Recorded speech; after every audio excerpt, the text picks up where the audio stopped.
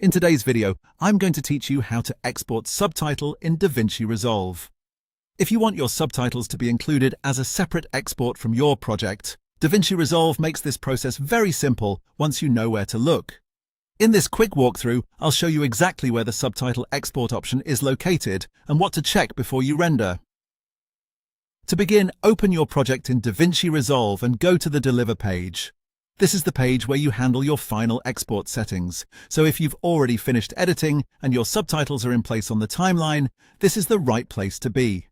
Once you're on the Deliver page, look for the Settings panel where your export options appear. Under the Video tab, scroll down through the available settings. There are a lot of options in this section, so take your time and don't worry if you don't see it immediately. As you continue scrolling, find the Subtitle Settings section. This is where DaVinci Resolve gives you control over subtitle export during the render process. When you locate it, click into that section so you can view the available options.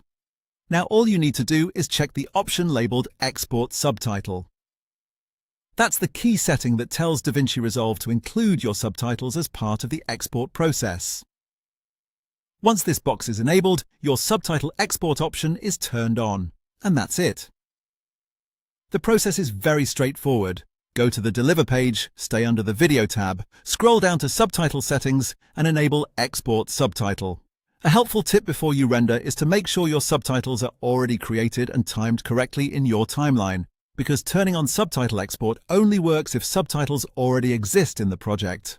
If that option is enabled but no subtitle track has been set up, there won't be anything to export.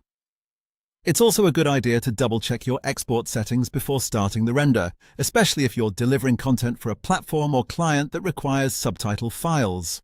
That way you can avoid having to come back and export again later.